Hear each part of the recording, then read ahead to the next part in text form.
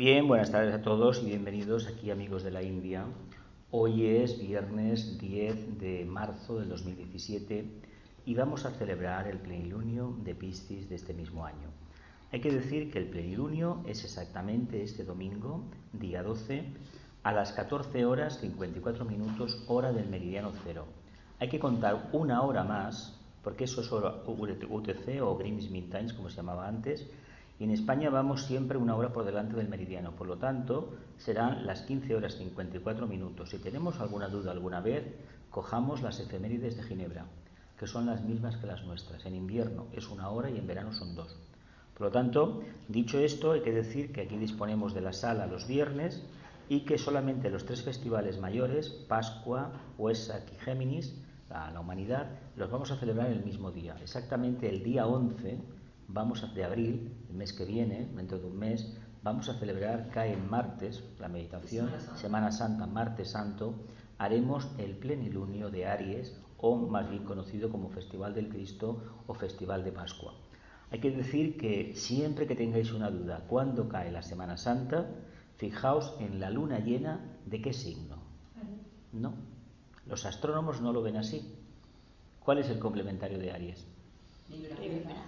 Cuando veáis unas efemérides astronómicas, no astrológicas, astronómicas, luna llena en Libra, es el plenilunio de Aries. Digo porque confunde mucho, la gente se queda un poco embelesada en el tema, y siempre que decimos plenilunio, por ejemplo, de Piscis, tenemos que decir Sol en Piscis, la luna en Virgo. Y la analogía es que el Sol representa la conciencia, el alma, y la luna representa la personalidad. Por lo tanto, la luna, al quedar iluminada por la conciencia, la luna per se desaparece y lo que prevalece es la energía de la conciencia. Este es el mito de las lunas llenas. Aquí de lo que se trata en estas reuniones mensuales es que establezcamos un vínculo con la jerarquía planetaria. En principio, cuesta a lo mejor un poco explicar en qué consiste este vínculo de servicio con la propia jerarquía. Pero si analizamos los 12 trabajos de Hércules, veremos que la nota clave de todos ellos es la palabra servicio. Todos. Y tal vez el que mejor entiende el servicio sea Piscis, porque estamos en él y porque básicamente es la consecuencia del trabajo emprendido nada más y nada menos que del anterior signo, que ese sí que realmente es el signo del servicio por excelencia, Acuario. Pero Acuario hace un servicio, se decanta por la actividad de expresar su conciencia allí donde vaya, manteniendo la verticalidad, manteniendo el equilibrio, porque en Capricornio renunció a la parte personal. ¿Cómo? Transfigurándose. Y básicamente porque en Sagitario acordó mantener un silencio exquisito sobre cuestiones y menudencias de la personalidad. Y porque en el anterior signo, en Escorpio, renunció a su parte oscura, a su parte psicológica coloreada por los deseos, emociones, etcétera, etcétera. Y porque en la parte libriana, en el anterior signo, decidió que tenía que vivir una vida equilibrada y que la armonía, es decir, la búsqueda del equilibrio entre los pares de opuestos, entre el mundo de la materia y el mundo de la espiritualidad, le iban a dar las claves para que en Piscis pudiera manifestarlo y pudiera fusionarlo. Y básicamente porque en Virgo le nació la conciencia crística y porque en Leo se autoafirmó, porque en Cáncer se individualizó y básicamente en Géminis resolvió la solución a su problema de la dualidad, se decantó por uno de los dos. Aquí volvemos a repetir la misma historia. Géminis está en la cruz mutable como Piscis, por lo tanto repetimos curso. En Tauro se dio cuenta de una cosa, de que cuando reorientaba el deseo hacia algo sutil y sublime, ese deseo se transformaba en luz, se transformaba en aspiración. Y en Aries se dio cuenta de una cosa, que su conciencia había nacido en el plano de la mente y que si se dejaba atrapar por determinadas corrientes mentales, las famosas yeguas devoradoras de hombres, por ideologías, su conciencia acababa pereciendo. Fijaos qué maravillosa descripción, en 5 segundos, del trabajo del alma. ¿Por qué hemos llegado a Piscis? Hemos llegado a Piscis porque ahora ya hemos renunciado a todo. Básicamente el mito nos dice, sabéis que se dibujan como dos arcos, que están unidos, están enlazados por un lacito.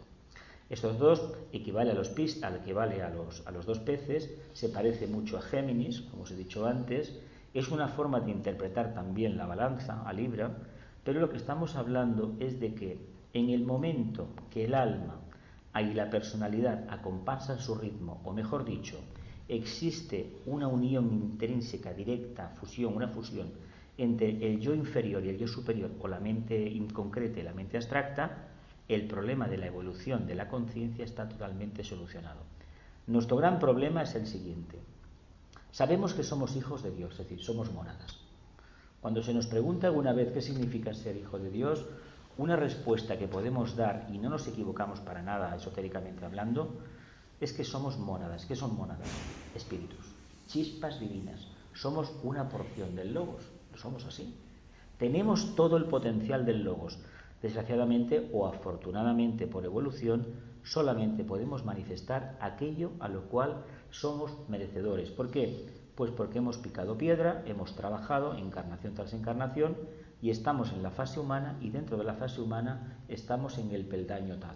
No vale decir que todos somos humanos, que todos somos hijos de Dios, que todos estamos en el paraíso. Estamos en el paraíso siempre y cuando lo manifestemos. Y seremos hijos de Dios de manera consciente cuando reconozcamos que estamos trabajando con una fase intermedia, la fase de la conciencia, que nos puede parecer maravillosa el tema del alma, pero cuando profundizamos un poco más en el estudio nos damos cuenta que tampoco esa es la solución, sino que cuando llegamos a la fase cristiana renunciamos precisamente ¿a qué? A los frutos que nos ha dado el alma. ¿Por qué renunciamos a eso? Porque el alma, el vehículo causal, como estudiamos mucho en el curso del alma, la cualidad de la vida, es un vehículo transitorio. Aunque haya durado 20 millones de años o los años que sean, hemos de renunciar a él. ¿Por qué? Porque hemos de volver a la casa del Padre. Y volver a la casa del Padre es volver a la propia morada, volver al plano búdico, donde un día salimos, no del plano búdico, del plano átmico, y manifestándose a través del plano manásico, volvemos ahí porque hemos vuelto con la experiencia acumulada y el trabajo realizado. Es una forma de hablar del mito del hijo pródigo. ¿Os acordáis de aquel hijo pródigo que se fue a buscar aventuras? No es que fuera un descarriado, ni mucho menos. Lo que hizo fue experimentar. Lo que no le podemos decir a una conciencia despierta es que las cosas son de esta manera o de otra. En el momento que a un ser humano le damos libertad, la libertad la va a utilizar en una primera entrega, básicamente para afianzar su aspecto más personal o más egoísta o más material. No hay nada negativo en ello, porque hay que decir una cosa, no vale la experiencia de los demás. Por mucho que los demás nos digan que hay que hacer el bien, si dentro de la conciencia personal no brota, yo creo que os puedo decir que no va a dar resultado decir que la gente ame o que la gente piense, porque la gente se tiene que ver en un momento determinado en la tesitura de buscar una solución. Y ahí empezará a hablar una vocecita pequeñita. Y esa vocecita al final nos va a llevar a los pies de la iniciación, nos va a llevar a la muerte. Este signo también nos habla de muerte y de resurrección como el siguiente. ¿Por qué? Pues porque está antes de Aries y en el fondo nos está preparando para Aries. Decimos, caramba, ¿y esto cómo es? Pues sí, es debido a que nosotros necesitamos de la repetición constante de las pruebas, de que cíclicamente el corazón interno, vaya despertándose y vayan parpadeando ciertos pétalos que tienen mucho que ver con las energías que las 12 constelaciones van transmitiendo. No por el hecho de nacer en Piscis vamos a tener la posibilidad o la opción de practicar la verdadera renunciación. Es más fácil dejar de comer, es más fácil renunciar al sexo, es más fácil renunciar a la pobreza o vivir en una absoluta miseria apartado del mundo que realmente renunciar a lo que uno ha construido. Einstein dijo una frase maravillosa que decía que los seres humanos podíamos destruir el átomo, pero no podíamos destruir el átomo, la bomba atómica, pero no éramos capaces de destruir un prejuicio. Es tanto el apego que tenemos a lo que hemos construido, la idea de la divinidad, la idea de la conciencia, que resulta que si queremos morir y resucitar, porque la muerte sabéis que es morir a un mundo y automáticamente no existe la muerte como tal, es como el momento del plenilunio de Piscis, pero dura décimas de segundo. A partir de ahí empieza la fase menguante. Sin embargo, hay unos días, unas horas que son muy apetecibles porque la energía está en máxima intensidad.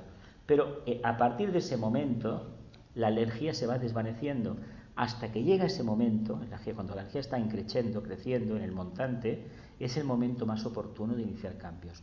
Cambio en el sentido espiritual. Personal sería más bien la luna nueva, pero en esta luna hemos de aprovechar este momento porque es la energía de la constelación, básicamente de Piscis. Hemos de decir una cosa, los humanos, imagino que ya lo sabéis, no respondemos a las constelaciones. A los signos responden unos cuantos, ¿no? Respondemos a los planetas. A la luna responde. Bueno, la parte material responde a la luna, evidentemente. La luna, hay que reconocer una cosa, para la astrología esotérica es la cárcel del alma, ¿eh? Miraos donde tenéis la luna y si hemos tenido un poco de valor, nos daremos cuenta que el signo donde está la luna es todo lo negativo que llevamos dentro, lo que ya no conviene repetir, ¿eh? Y es la manera más curiosa como reaccionamos, como se nos detecta en los primeros años de la vida, se nos detecta por la luna. Se nos detecta por la luna. Y la luna nos va a acompañar siempre, pero la luna para el tibetano es una creación mental de la humanidad, que se pierde en la noche de los tiempos. Pero ese egregor nos tiene atrapados, y ese egregor es el que nos habla de la oscuridad. Por eso Escorpio, la contraparte de Tauro, es nada menos que la segunda iniciación. Y en la Tierra la segunda iniciación es la iniciación más compleja y más difícil de alcanzar. Renunciar a una parte emocional que uno cree que es sublime, que es maravillosa, que es perfecta y que nadie entiende por qué tiene que renunciar a ella para continuar adelante.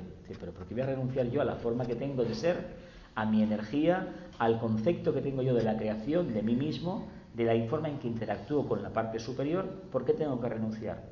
Porque es una forma caduca. Pero uno no lo conoce, no lo sabe. ¿Es una forma? Caduca. De ahí que el trabajo número 8 de Hércules, Escorpio, sea el número del Cristo, el eterno retorno, y volver y volver y volver a empezar. ¿Por qué? Porque solamente en la continua rueda, ¿cuántos brazos tenía la rueda de Samsara? 8. ¿Cuántos brazos tienen las estatuas del dios Vishnu en Oriente? 8.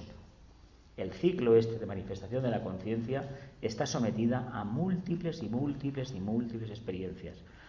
Yo he conocido mucha gente, imagino que vosotros también, que dice, y aquí hay algunos de ellos que lo dicen, que están cansados de encarnar, que se quieren liberar, que quieren que se haya la última encarnación.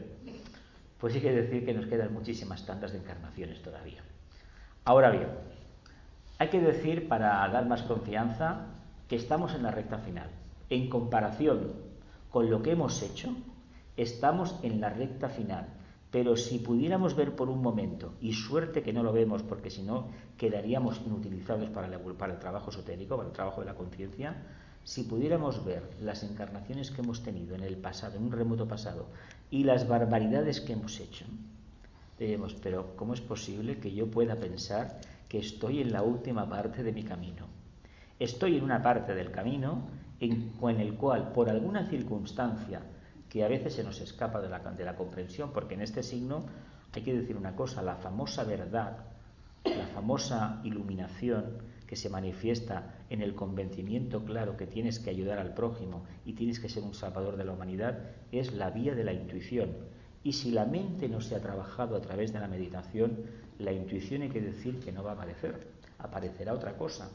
Por lo tanto, tengamos en cuenta que si queremos solucionar el problema del karma, hemos de abrazar el servicio como único camino de salvación. Por eso, en Piscis, al completar la rueda, lo que se está diciendo al discípulo es: ¿tú quieres continuar adelante? ¿Quieres presentarte a las pruebas de la iniciación que te las vamos a dar en Aries? ¿Quieres presentarte? Pues vive una vida y otra vida y otra vida dedicada al servicio. Pero claro, aquí hay una pequeña trampa. No olvidemos que se nos borra el disco duro. Y cuando encarnamos, ¿quién se acuerda de lo que hizo en la vida pasada? Hasta los 28 años, la personalidad supuestamente no está construida. Y a los 35, si las cosas han ido medio bien, no digo bien, medio bien, el alma toma posesión de su reflejo. Yo tengo ciertas dudas de que eso se cumpla al 100%. Tengo ciertas dudas. ¿Por qué? Sí sé, lo he podido comprobar en mí mismo, que a los 47 años, 49, 50, hay cambios radicales. El séptimo septenato ya es una bofetada total. O te pones o te ponemos. Tú verás lo que haces. Y a partir de ahí ya es rendir, rendir, rendir cada vez más. Pero lo digo porque cuando uno va por la calle y va en silencio y va permitiendo que pasen cosas y cosas y cosas y tiene los ojos muy abiertos, lo que le llega es que ese conocimiento esotérico que tanto nos gusta lo podemos utilizar de muchas maneras, pero cuando intentamos ver que los demás pueden tener su personalidad integrada o manifiestan una parte de la conciencia, nos damos cuenta que los periodos de tiempo no los podemos computar de manera correlativa. Del 7 años no significan que sean 7 años solares. El 7 no se refiere exactamente a periodos de años, sino lo que hay, el espacio transcurrido, el tiempo transcurrido entre el planteamiento del propósito y ese cumplimiento de ese propósito. Por lo tanto, los 7 años a lo mejor son 14, a lo mejor son 21, a lo mejor es toda una vida, o a lo mejor es nunca. Depende de la madurez de la conciencia encarnada. ¿Y por qué lo digo así? Porque me gusta observar a la gente, me gusta ver lo que se está haciendo por ahí y captar el entusiasmo, el fanatismo, la sinceridad, la insinceridad, el grado de apego a lo que se realiza, el grado de alegría que se desarrolla cuando se presta un servicio voluntario, y también me gusta ver los anhelos de servir a la humanidad, pero sin ponerle cara ni rostro. Hay que decir una cosa que a lo mejor suena un poco dura. La energía pisciana es la que nos ha coloreado durante esta era pasada, pero esta energía, hay que decir que por la constelación de Piscis y por la de Géminis y por la de Virgo, entra el segundo rayo. Por eso, la contraparte de Virgo es una mente organizada, es una manera de trabajar, una manera mucho más racional que, por ejemplo, Géminis es muy disperso, va aquí, para allá, hasta que se da cuenta de que tiene que prevalecer un único sentido. Y lo verá en la medida que se file un poquito en Sagitario, de aquello de la meta, el punto, que sea un poquito más idealista, a pesar de que de Virgo sabéis que los pies los tienen tierra. Le gusta organizar, le gusta ser muy pulcro, muy ordenado, aunque luego nos encontremos personalidades que a lo mejor son fanáticas o que no responden a ese arquetipo. Pero desde el punto de vista de la evolución, lo que nos ha tocado y nos ha marcado a todos en este punto, son 2000 y pico de años atrás, ha sido la energía del sexto rayo devocional. Esa energía nos ha coloreado a todos. ¿Y qué nos hemos convertido? En ascetas. Ascetas. Vamos por la calle y yo os invito a que abráis los ojos, porque se ven devocionales a docenas por la calle. Personas de aspecto devocional, aspecto místico, hay para dar, vender y regalar. Todos tenemos algo, pues hablo en mi punto de vista, algo de místicos y de devocionales. ¿Por qué? Pues básicamente porque durante esta era de Piscis hemos intentado acercarnos a la casa del Padre, salvando a la humanidad según nuestras creencias, no según la necesidad del cumplimiento del propósito divino. Por eso nos hemos metido en monasterios, por eso hemos ido a parar a cuevas, hemos ido por ahí de eremitas, pensando o creyendo que de esa manera estábamos más cerca del ideal, del arquetipo. En lugar de hacer el trabajo interno de transmorfarnos a nosotros mismos, hemos intentado hacerlo de manera externa y creyendo que el hábito hacía al monje. El hábito solamente sirve para distinguirlo y no siempre. El hábito interno sí que te lo descubre quién es el monje y quién no lo es. Nosotros estamos arrastrando ahora las penitencias kármicas de los excesos cometidos durante la Edad Media, renunciando a todo, que sea al sexo, que sea a la comida, que sea al contacto con los demás, encerrándonos en no sé qué historia, que luego al final lo estamos pagando como una diabetes, con algún problema emocional grave, con problemas neuronales, mentales, etcétera, etcétera. Todo por habernos reprimido porque creíamos que íbamos a ser más puros. ¿No habéis conocido algún pisciano, esto ya con el sol en Piscis, que intenta, o el ascendente en Piscis, que intenta dejar de comer y buscar la perfección, la pureza, se castiga el cuerpo hasta vivir en los huesos? ¿No habéis conocido alguno de estos? Tú sí que los has conocido alguno seguramente a nivel astrológico. Es una forma de entender el arquetipo de la renuncia. La renuncia no significa que tengamos que dejar de comer para ser más espirituales. Nos lo hemos creído así porque para nosotros, para los que venimos de la era de Pisciana y hemos trabajado esos arquetipos, nos ha parecido que era el camino más sencillo. Precisamente porque es el más sencillo, es el más erróneo. Qué curioso, ¿no? Nada, celibato, pero ¿a quién se le meten, en qué cabeza cabe que el celibato sea un problema para alcanzar la iluminación? ¿Dónde está la historia? ¿Dónde está el mandato interno que diga que haya que ser célibes? Lo único que se te dice es que seas puro, que seas honesto, que seas correcto trabajando las energías, pero no que practiques la castidad. La castidad, en todo caso, entendida como no tener pensamientos negativos. Esa sí que te la exigirán, evidentemente. Pero como eso era muy difícil de conseguir, ¿qué hemos hecho? Le damos la parte, la otra. ¿Y qué conseguimos cuando a la gente le hemos imbuido la idea de que debe de ser célibe, casta, que el sexo es pecado? ¿Qué hemos conseguido? Una generación de personas trastornadas emocionalmente. Con lo cual, la segunda iniciación no está resuelta.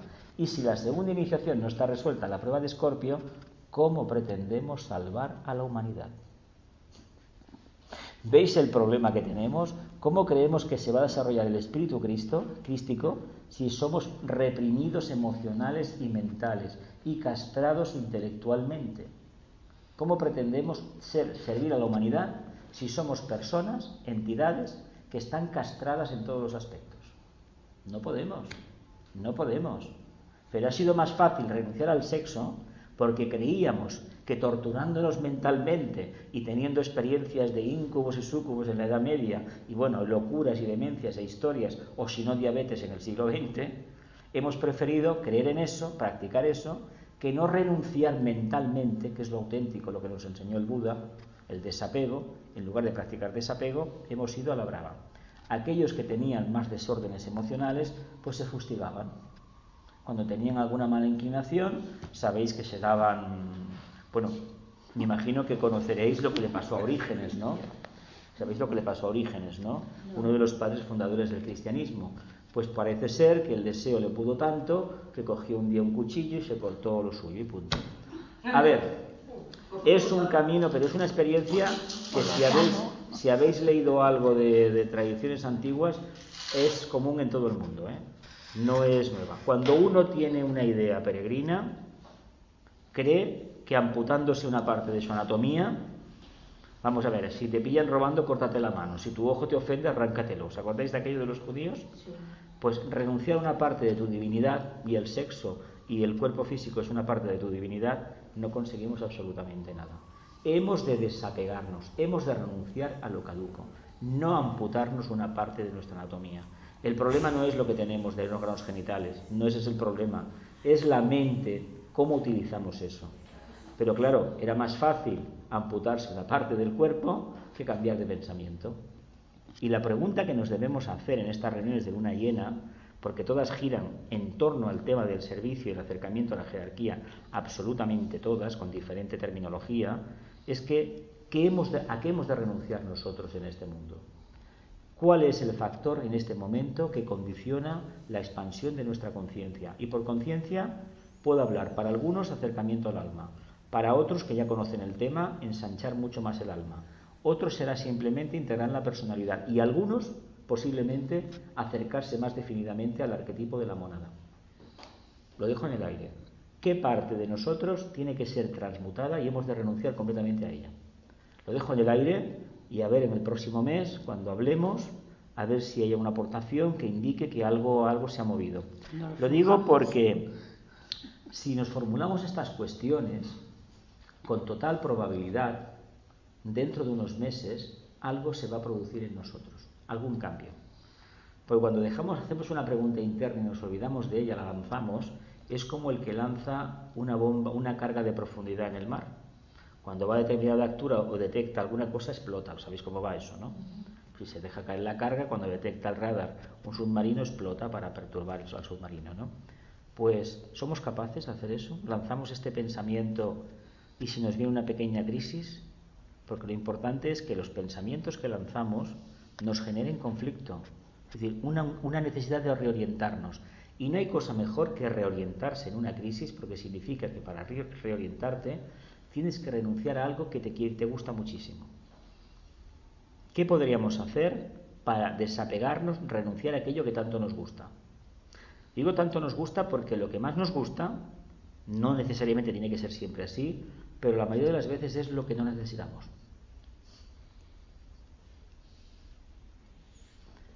habéis quedado callados. Callados. No os hablo del mito porque el mito está en los trabajos de Hércules, la versión de la Bailey. Habla de que había una tierra, había un mundo, que es la humanidad. Había una manada de bueyes, los bueyes es el signo de Tauro, es el mundo del deseo, colorados, de deseo, las ganas del ardiente, el deseo ardiente, y tenía un pastor un poco un vigilante, un guardián un poco raro. Era Gerión, era un monstruo que tenía 3 cabezas o 3 cuerpos, una cosa bastante... ¿Pero qué era eso entonces? Una conciencia manifestándose a través de ¿qué? Físico-etérico, emocional y mental concreto. El pastor de la manada era Euritrión. ¿Y el perro? ¿Cómo se llamaba el perro? Ortro. Tenía 2 cabezas. ¿Os acordáis de aquel perro que se llamaba Cerbero y tenía 3 cabezas? En el mito de Capricornio es la personalidad. ¿Y la personalidad por qué tiene 2 cabezas aquí? Porque tiene luz y tiene amor. Pero le falta algo muy importante, la voluntad al bien, que va a comprender en el mito de Aries. Le falta el aspecto voluntad al bien. Porque no olvidemos una cosa, cuando nos manifestamos, nos presentamos para la 4ª iniciación, lo que se empieza a activar lentamente es la voluntad al bien. Hasta ese momento, voluntad al bien. Hasta ese momento lo que hemos conseguido es igualar la luz, el manas con Buddhi. Eso ya empezamos a trabajarlo en la 3ª, ya le vemos la trascendencia que tiene, y al llegar a la 4ª está consumado. Y por eso se produzca una especie de descarga eléctrica, vamos a hablar de esos términos, y vía entacarana se funde el vehículo causal. Y en ese momento lo que estamos respondiendo básicamente como iniciados cuando llegue al aspecto voluntad al bien. Eso no se consigue de un día para otro, pero hay que tener en cuenta que cuando se produzca ese fenómeno, la eclosión de la joya en el loto, en ese momento ya estaremos, es la propia mónada que realiza el trabajo y absorbe su trabajo, su creación. Y de hecho ese es el mito del retorno a la casa del Padre, y en cierta medida es el mito de Piscis, aunque la iniciación te la vaya a dar en el siguiente signo. Es curioso que en el que nace la conciencia, bueno, entre comillas, desde el plano de la mente gobierno, surge desde el plano de la mente gobierno, Aries o rijo, ¿no? Curiosamente, cuando acaba el ciclo, está en condiciones de volver a la casa del Padre. ¿Pero con qué vuelve? Con la experiencia acumulada. Venga, preguntas, que he hablado ya media hora. ¿Conocéis personalidades Piscis? Es el 3er signo de la Trinidad de agua. Los signos de agua, ¿por qué se caracterizan? Sensibilidad, profundidad, Aries es muy profundo, Escorpio es muy profundo y muy psíquicos. Piscis es muy psíquico también. Por eso la devoción, los idealismos, aferrarse a una imagen milagrosa, que si el Cristo de las llagas, que si la Virgen de los 7 puñales, 8 eran, ¿cuántos eran? ¿Los contamos? Eran 8, ¿no? 8, no, la Virgen de los 7 el puñales. Cristo de las 7 llagas, la Virgen tal, la imagen del Dios tal, el la donde no hay imagen da igual, porque el fanatismo es el mismo, es decir, la irracionalidad. ¿Pero por qué la irracionalidad? A veces no juzgamos bien lo que significa tener la capacidad de percibir los planos internos.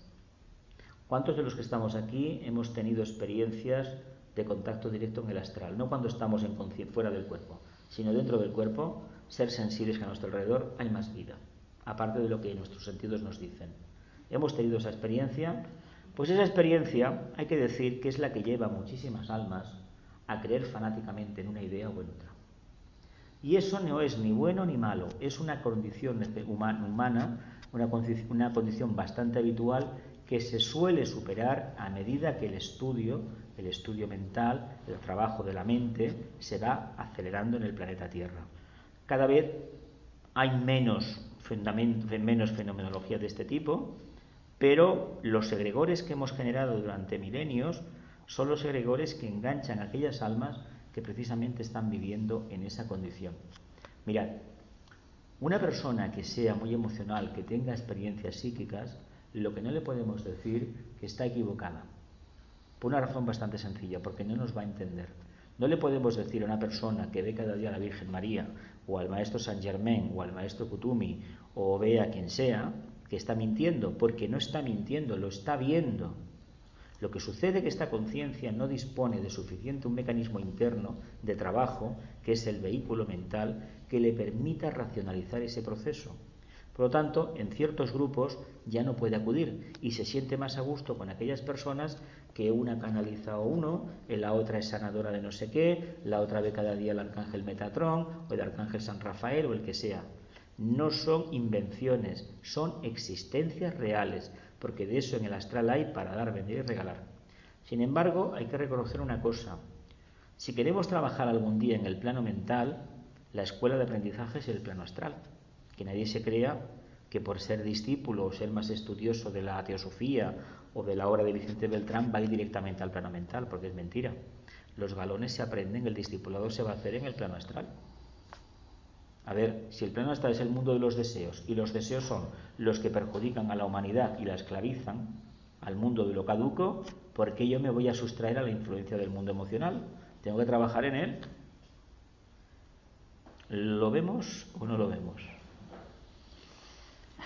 ¿Estamos dispuestos a seguir trabajando? No hay más remedio, Jesús. No hay más remedio. Es que no hay otra, claro. No hay otra. Es enterarnos de qué avanza sí o sí. Es enterarnos de qué nos pasa. ¿Qué nos pasa? Enterarnos. Si pudiéramos tener el valor, la valentía de reconocer abiertamente, aunque no tengamos elementos de juicio plenos, que todo lo que nos sucede lo hemos generado nosotros, ya hemos renunciado a una parte del problema. Nos queremos ir, queremos morir. Fijaos lo que sucede. Queremos morir y queremos resucitar tal y como estábamos. Y no puede ser. No puede ser.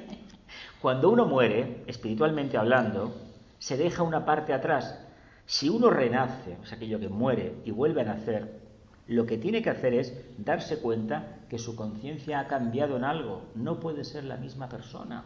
La misma expresión no puede ser. Tiene que haber una mayor profundidad. ¿Que el aspecto físico sea el mismo? Bueno, eso no importa. Lo importante es que lo que emane de dentro sea diferente. Y la pregunta que os quiero formular, ¿es tan complicado esto para cada uno de nosotros? ¿No? Es esforzado. ¿Es esforzarse? Esforzado. Esforzado. Y hablar no, pero decirlo sí. Claro. Es que teoría tenemos para llenar 50 montañas de Everest. Teoría tenemos todos, somos todos bibliotecas ambulantes. Yo me reconozco una biblioteca ambulante, lo tengo que reconocer. Pero el problema no es la biblioteca ambulante, el problema es que la biblioteca ambulante la tengo que quemar. O dejarla virtualmente en los planos internos, mantener la clave de acceso y automáticamente, ya que la necesite, voy a buscarla. Y es curioso porque los últimos años han aparecido sistemas en la nube. Y cuando uno aprende a trabajar en la nube es una cosa muy práctica. Así está tranquilo que si el ordenador se estropea no se pierde nada. Y cuando uno aprende a trabajar online con la nube, se quita muchísimos quebraderos de cabeza. Os lo recomiendo.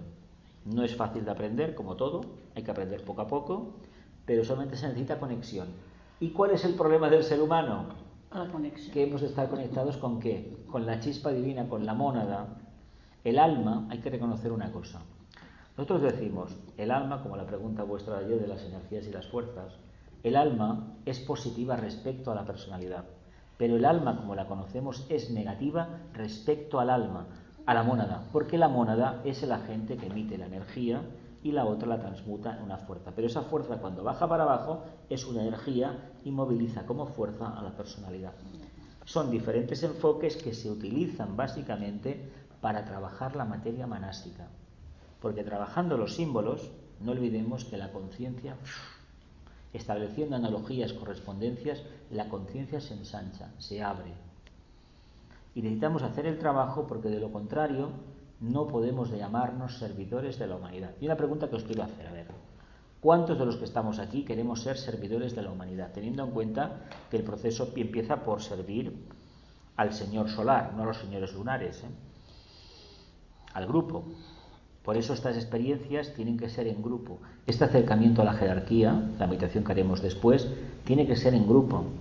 Porque la jerarquía no presta atención como grupo, como conjunto, a individualidades, a no ser que sean discípulos. Y los discípulos saben dónde tienen que ir. Tienen una clave de acceso, entre comillas, y van directamente al punto que le toca ir. Y de forma natural.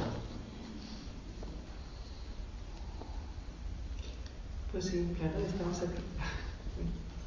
Estamos aquí para eso, para aportar nuestra energía, para que se pueda hacer cambios en el mundo, ¿no? Cambios, ¿pero de qué tipo? ¿Materiales? No. No. Cambios espirituales, cambios para que la gente... Mirad. Bueno, para expandir la conciencia de la persona. Si hubiera más discípulos en el mundo en puestos claves, la energía que ellos emiten perturbaría a todos aquellos que no están por la luz, ni por el amor, ni por nada. Cuando se dice el aforismo cambia tú y todo cambiará a tu alrededor, lo que se dice, lo que no se quiere decir es que cuando uno cambia, las energías que afluyen a él son mucho más intensas. Las trabaja, las centrifuga y allí donde va generando remolinos, tornados, en algunos casos son tornados. ¿Y qué sucede? Pues que no se deja títere con cabeza. ¿De dónde creéis? Títere con cabeza. ¿De dónde creéis que salió la idea de la crisis económica que hemos tenido? A ver, decimos todos, no, es que son unos avariciosos. Mentira, mentira. Hubo un grupo de discípulos que hizo su trabajo, lo hizo, invocó energías y estos discípulos están en el campo de la economía, en el mundo de la empresa y han conseguido llevar al capitalismo a un callejón sin salida. Capitalismo, como sabéis, es taurino, que además le gusta mucho, es taurino escorpiniano, porque le gusta la parte oscura, que no veáis, disfruta como un neurótico, tiene una ¿cómo le llaman a esto? Un economista lo dijo una vez, una enfermedad mental, una apatía de estas. Sí, es, no sé, un psicópata de estos. Sin maníaco depresivo sí que lo es, evidentemente, pero tiene algo de psicópata. Y esto es cuando la relación Tauro-Escorpio no está muy bien llevada. Y curiosamente manifiesta el deseo más descarado y al mismo tiempo el problema de enfrentarse a la parte oscura. Y lo que no se sabe abiertamente, pero hay que decirlo, que sufren horrores cuando la bolsa baja y sube. Algunos sabéis que le dan infartos, otros mueren al poco tiempo, y eso hay que verlo. Fijaos, ¿por qué? Porque trabajan con una energía que no pueden controlar. Pues hubo un grupo de discípulos desde hace ya años que trabajan a sus niveles, lo hacen muy bien, forman parte del nuevo grupo de servidores del mundo, que focalizaron su atención en ciertos colectivos de brokers, etcétera, etcétera, y han conseguido, bueno, el efecto ha sido que en España nos han limpiado los ahorros a muchos, pero ha sido una cosa positiva, porque lo que se pretende es que ese tipo de capitalismo desaparezca. Pero no puede desaparecer del todo por una simple razón, porque a la mayoría de la humanidad le gustaría hacer exactamente lo que han hecho estos. Fijaos el problema que tenemos. Claro, es muy fácil criticar, pero ¿estamos dispuestos a cambiar? ¿A abrazar la luz, el amor y la voluntad al bien en el grado de conciencia que tengamos? Sepamos que si lo hacemos, no dejamos títere con cabeza. Esto es como decir, no, quiero que la compañía me dé más potencia, vale, te la van a dar, te la van a cobrar. ¿Cómo está la instalación eléctrica? No, ya la cambiaré. Empieza a enchufar, ya verás lo que va a pasar. Pues lo mismo. Pero escucha una cosa, ahora el hecho, por ejemplo, de que los ricos sean cada vez más ricos y los pobres cada vez más pobres, ¿qué hace el grupo este? ¿Qué hace? Pues hace una cosa maravillosa, que ahora nos parecen que los ricos son cada vez más ricos y cada vez se reduce el número de ricos. Decimos, cada vez hay más ricos en el mundo. Cuidado porque el capitalismo ha llegado. Es como el capitalismo ahora se ha convertido en feudal. Curiosamente, fijaos qué paradoja. Se hizo la Revolución Francesa, la Revolución Burguesa para Carlos Marx, para acabar con las prebendas del feudalismo. Y resulta que el capitalismo ha acabado con todas las libertades habidas y por haber en todo el mundo.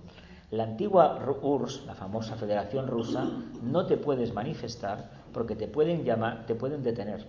Fijaos lo que estamos aceptando en estos momentos por un plato de lentejas. Entonces la pregunta de siempre es la de toda la humanidad.